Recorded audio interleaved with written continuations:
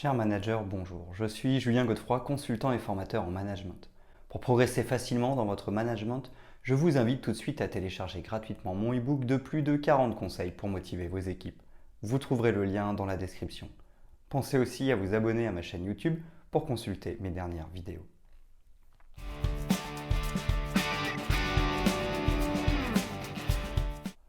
La montée en compétence des collaborateurs consiste à développer chez eux de nouvelles aptitudes ou à améliorer les aptitudes déjà présentes. Ainsi, parce que les collaborateurs deviendront plus compétents, ils pourront mieux réussir leur mission quotidienne. La montée en compétence des collaborateurs concerne les employés mais aussi les managers. Toutes les strates de l'entreprise doivent être prises en considération pour s'assurer que l'entreprise elle-même monte en puissance. En management, nous avons l'habitude de scinder en deux les priorités du développement de nos équipes. D'un côté, il s'agit de s'assurer que les équipes sont engagées. En d'autres termes, il est question de motiver les équipes. Pour cela, nous allons utiliser le management participatif. En effet, parce que les équipes vont pouvoir s'exprimer, faire des propositions ou même directement décider, nous allons les impliquer. De cette manière, elles s'engageront pleinement dans la démarche. De l'autre côté, il s'agit de donner aux équipes tous les moyens de réussir. Moyens financiers, humains, logistiques, etc. C'est ici qu'il est aussi question de la montée en compétence des collaborateurs, car les compétences sont un moyen incontournable pour réussir à atteindre les objectifs. Lorsque les équipes sont engagées et disposent des moyens nécessaires, elles peuvent réaliser de manière autonome les différents projets. En effet, si nous avons envie de réaliser une mission et que nous sommes capables de réaliser cette mission, alors nous la réaliserons. Voici donc pourquoi la montée en compétence des collaborateurs est un enjeu majeur. Elle s'opère à travers 6 grandes étapes.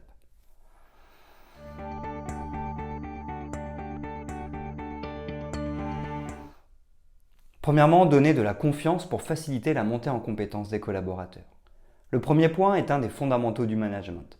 En effet, si le collaborateur ne sent pas la confiance de son manager, il ne pourra que très difficilement s'épanouir.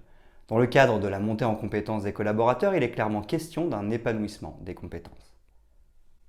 Le manager devra donc bien insister auprès de ses collaborateurs qu'il a bien une grande confiance en eux. C'est pour cette raison qu'il cherche à développer leurs compétences. Ainsi, les équipes auront une preuve tangible de la confiance qui leur est octroyée.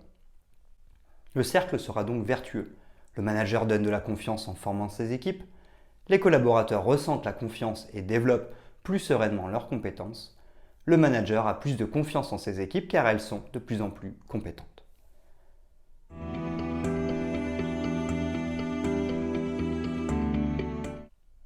Deuxièmement, évaluer les besoins et définir les objectifs. Ensuite, il s'agira de définir les compétences à développer pour chaque personne.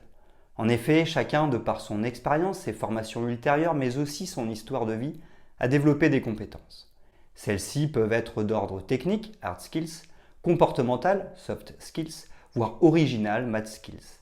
Elles doivent être cohérentes par rapport à la fiche de poste de chaque collaborateur. Voici quelques exemples de ces différentes compétences. Hard skills, savoir souder, faire les plans d'une maison, savoir vendre, etc. Soft skills, la patience, savoir s'adapter, l'empathie, etc. Math skills, les sports extrêmes, vous faites des expositions d'œuvres d'art, etc. L'idée est donc de s'adapter en fonction de chaque individu.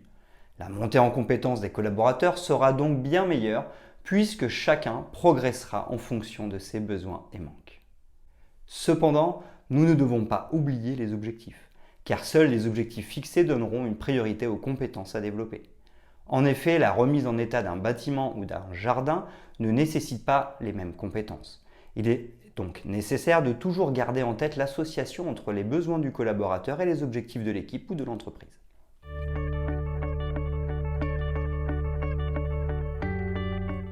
Troisièmement, donner du sens pour accélérer la montée en compétence des collaborateurs.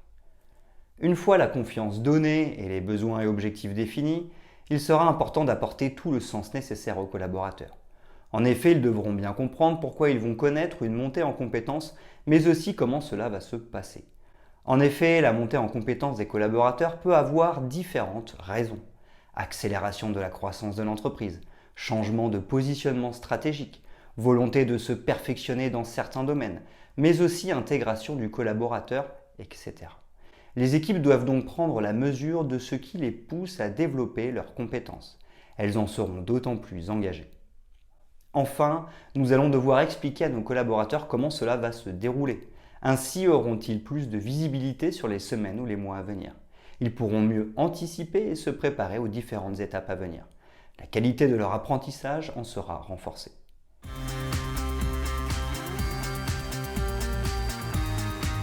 Quatrièmement, les formations et le partage d'expériences.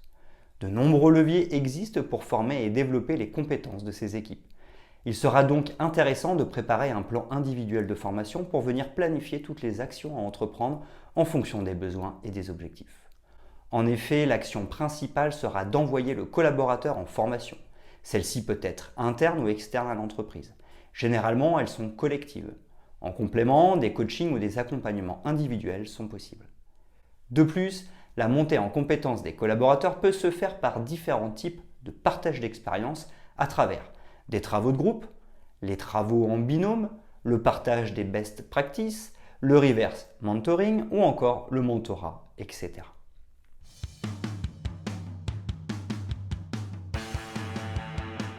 Cinquièmement, faire le suivi pour ajuster la montée en compétences des collaborateurs.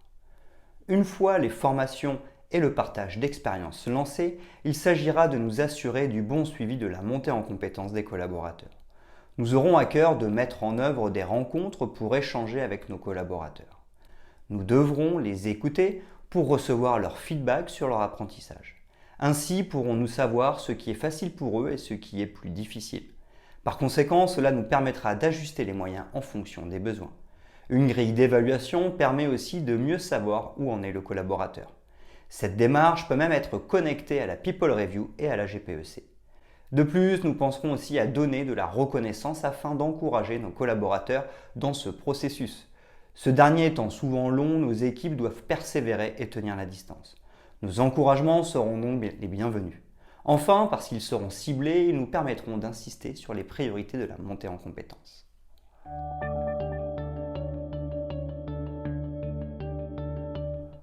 Sixièmement, responsabiliser au maximum vos collaborateurs. Enfin, le dernier point est un incontournable en management. En effet, la responsabilisation est un levier important de performance. Ce principe est tout à fait valable pour accompagner la montée en compétences de nos collaborateurs. Imposer de manière trop directive un certain type d'accompagnement peut décourager et désengager nos collaborateurs. De plus, nous pouvons aussi nous tromper.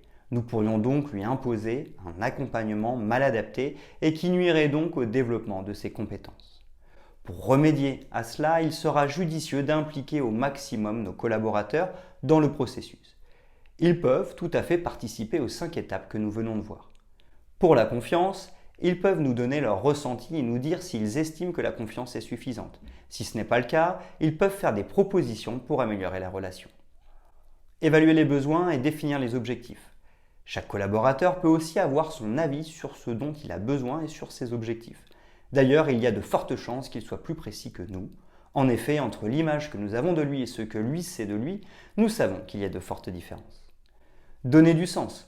Nos équipes doivent nous dire si tout est clair pour elles. Elles peuvent nous questionner sur les points à détailler.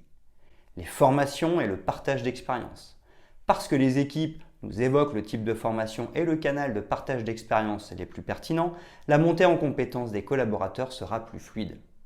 Faire le suivi, ce dernier est beaucoup plus simple car ce sont bien nos collaborateurs les mieux informés sur ce qui se passe bien ou non, mais aussi sur ce qu'il leur reste à faire et à ajuster.